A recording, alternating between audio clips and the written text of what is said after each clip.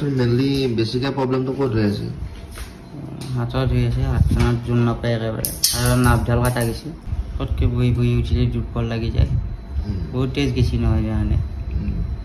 পিছফালৰ পৰা মাৰিলা দেখি আগফালৰ পৰা মাৰিব নোৱাৰিলা। আৰু যাতে এনেকুৱা কাৰো লগত এনেকুৱা সংঘটিত নহয়, দুখীয়া যাতে শাস্তি পায় তাকে পুলিচ প্ৰশাসনক আহ্বান জনালোঁ। আৰু এনেকুৱা মোৰ নিচিনাকৈ যাতে কোনো এনেকৈ কষ্ট খাই থাকিব লগা নহয়। আৰু আজিকালি মানুহ এতিয়া হেৰি নোহোৱা হৈছে, কি বুলি কয় এইটো, মৰম দয়াটো নাই ইয়াত। নমস্কাৰ, মই চুমতাৰা। যিহেতু আপোনালোকে থাম্বনেইলখন দেখি বুজি পাইছে চাগে ভিডিঅ'টো কিহৰ ওপৰত হ'বলৈ গৈ আছে। হয়, আমি ক'ব বিচাৰিছোঁ ইউটিউবাৰ দীপজ্যোতি ডেকা। দীপজ্যোতি ডেকাৰ আচলতে ঘটনাটো আপোনালোকেতো সকলোৱে গম পায়। আজি হৈছে 7 মে' দিনাখনি দীপজ্যোতি ডেকাৰ অৱস্থা কি হৈ আছে, কেনেধৰণে আছে, কি আছে, সকলোবোৰ আপোনালোকক দেখাই যাম। তো ভিডিঅ'টো শেষলৈকে চাব।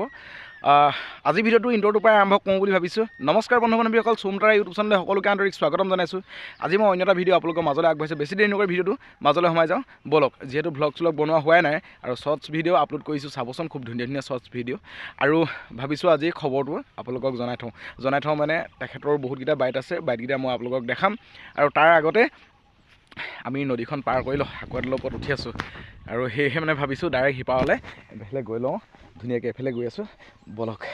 পানী মানে বহুতেই হৈ গ'ল নদীত, যিহেতু মাছমৰীয়া মানুহ ন, আৰু সেয়েহে মানে নদীৰ ওপৰত গৈ আৰু নদীৰ ওপৰত ভিডিঅ' বনাই খুবেই ভাল লাগে। যদি মোবাইলটো টপংকৈ পৰি থাকে মৰিলোঁ আৰু ব'লক পাৰ হৈ লওঁ। ইতিমধ্যে পাৰ হোৱা বাৰু সকলোখিনি হৈয়ে গৈছে। আৰু আজিৰ দিনটোত দীপজ্যোতি ডেকাৰ ভাগৰ মানে এই 7 মে'ৰ দিনাখনি দীপজ্যোতি ডেকাৰ ভাগৰ অৱস্থা কি, মানে কেনেধৰণে মেডিকেলত আছে, কি হৈ আছে আৰু তেখেতে কি ক'ব বিচাৰিছে সকলোবোৰ আপোনালোকে চাই লওক ভিডিঅ'টোতে।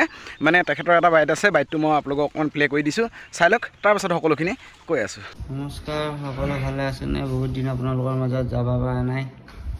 আজি 6 দিন হ'ল হস্পিটেলতে আছোঁ। কালি যি হেৰিৰ পৰা ওলালোঁ, ICUৰ পৰা এতিয়া বৰ্তমান বেডত আছোঁ। চেলাইন দি আছে দিনত 10টাকৈ। আৰু আপোনালোকক চববিলাক ভিডিঅ' দেখাই থাকিব পৰা নাই, সিহঁতে কি কৰি আছে মই গমো পোৱা নাই। আৰু বাইদেৱে বাৰু ইয়াত বেজি দি আছে।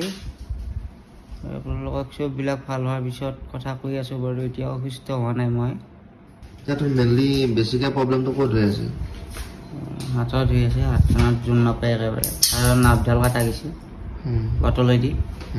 তাৰপিছত আৰু এইফালে মাথা আছে। আৰু এইখিনি বৰ্তমান পটকৈ বহি বহি উঠিলে দুৰ্বল লাগি যায়, বহুত তেজ গেছি নহয় জানে। পিছফালৰ পৰা মাৰিলা দেখি আগফালৰ পৰা মাৰিব নোৱাৰিলা। আৰু যাতে এনেকুৱা কাৰো লগত এনেকুৱা সংঘটিত নহয়, দুখীয়া যাতে শাস্তি পায় তাকে পুলিচ প্ৰশাসনক আহ্বান জনালোঁ। আৰু এনেকুৱা মোৰ নিচিনাকৈ যাতে কোনো এনেকৈ কষ্ট খাই থাকিব লগা নহয়। আৰু আজিকালি মানুহ এতিয়া হেৰি নোহোৱা হৈছে, কি বুলি কয় এইটো, মৰম দয়াটো নাই ইয়াত। আজিকালি মানুহে মাৰ বুলিয়ে মাৰে, কাটো বুলিয়ে কাটে। এতিয়া কাক কি কৰিম, এতিয়া কিনকৈ মানুহ চলা ফুৰা কৰিব। মানুহ এতিয়া আমি বাহিৰত গ'লে এতিয়া আক্ৰমণ কৰে, তেতিয়া এনেকুৱাই হৈ থাকে। মোৰ লগত হৈছে বাৰু, এইটো একো ডাঙৰ কথা নহয়। বেলেগৰ লগত যদি হয় এনেকুৱাই ঘটনা, তেতিয়া কি হ'ব দেশৰ গতি? গোটেই দুনিয়া এনেকুৱা গতি নহয়। আৰু 4-5টা চেলাইন দিনত বাইদেউ 10টামান যায় নেকি? দিনত 10টামান চেলাইন বেজি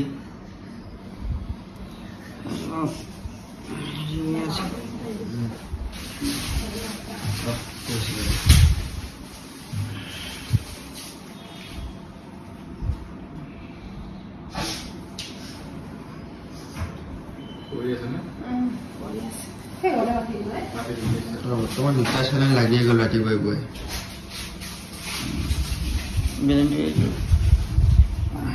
হাত মিলি যায়, ৰাতিপুৱাই চেলাইনটো দিলে বেজটো গোট খাই যায় না, হৈ যায়, ঠাণ্ডা হৈ যায় না।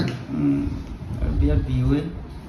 হাতটো কালি ফুলি গৈছে, একেঠাইতে 10টা-12টাৰ পুৰা কাৰা বেজি দিয়ে, চেলাইন দিয়া কৈছে না। বেজীটো এইটো লৈ থ'ব লগা হৈছে। অলপ বিচনাতে ধুয়ে পোৱা নাই, এতিয়া বাহিৰত কি হৈ আছে কি হোৱা নাই মই একো গম পোৱা নাই। বহুতে ফোন কৰি আছে, কাৰো মেছেজ ফোনৰ ৰিপ্লাই দিব পৰা নাই, কোনো বেয়া নাপাব। ভালে থাকিলে মই আপোনালোকৰ লগত কথা পাতোঁহে, আমি মানুহৰ লগত থকা মানুহ। কিন্তু এতিয়া এনেকৈ থকা পাই মোৰে অলপ কষ্ট হৈছে, ৰাইজৰ লগত থকা মানুহ যিহেতুকে এতিয়া প্ৰগ্ৰেম চগ্ৰেম আছিল। আৰু এনেকুৱা গতি যাতে কাৰো লগত নহয়, তাকে দুখীয়া যাতে শাস্তি পায়, এইখিনিয়ে ক'ব লগা। আপোনালোকক ভাল হ'লে চববিলাক মই ক'ম বাৰু। আজি ৰাতিপুৱাই ৰাতিপুৱাই আপোনালোকক সিহঁতো আছে গোটেইকেইটা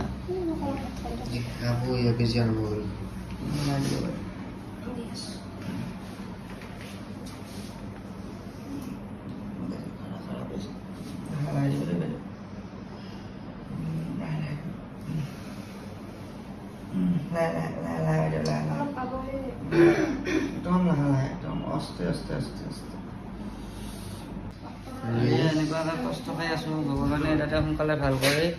আৰু আপোনালোকক যিসকল শুভাকাংক্ষী খবৰ লৈ আছে সকলোকে বহুত বহুত ধন্যবাদ। আপোনালোকৰ সাহসৰ কাৰণে ইমানখিনি সাহস লৈ আছোঁ। আপোনালোকে মৰম আশীৰ্বাদ দিছা, আপোনালোকে খবৰ লৈ আছা, আপোনালোকৰ সাহসৰ কাৰণে মই এতিয়া ষ্ট্ৰং হৈ থাকিব পাৰিছোঁ, ভাগি পৰা নাই। এইবিলাক জীৱনত ঘাট প্ৰতিঘাত আহিবহে, তথাপিও আপোনালোকে ইমান সুন্দৰকৈ ইমানখিনি সহায় সহযোগিতা কৰি যাই আছা, তাৰ কাৰণে আপোনালোকক বহুত বহুত ধন্যবাদ। মই বেছিকৈ কথা ক'ব নোৱাৰোঁ বাৰু, মই পিছত আপোনালোকক ভালকৈ ক'ম। ভাল পোৱাৰ পিছত মাথা চাথা ঘূৰি যায়। আৰু সিহঁতে আছে বাৰু ৰখি ৰাতিটো কালি পেলাই এইকেইদিন ৰখা মানুহ বহুত বাৰু। বান্ধৱীসকল, এইখিনিতে এটা কথা কৈ থৈ যাওঁ, দীপজ্যোতি ডেকাক আপোনাৰ কেনেকৈ মানে তেখেতক মাৰধৰ কৰিছিলে তাৰ ওপৰত এটা ভিডিঅ' আমি প্ৰস্তুত কৰি আছোঁ। সোনকালে আপোনালোকে দেখা পাব। আৰু চাবলৈ হ'লে মানে আমাৰ যদি নতুন কোনোবা আছে আমাৰ চেনেলটো ছাবস্ক্ৰাইব কৰি লওক। তো আজিলৈ আহিছোঁ, ধন্যবাদ। জয় আই অসম।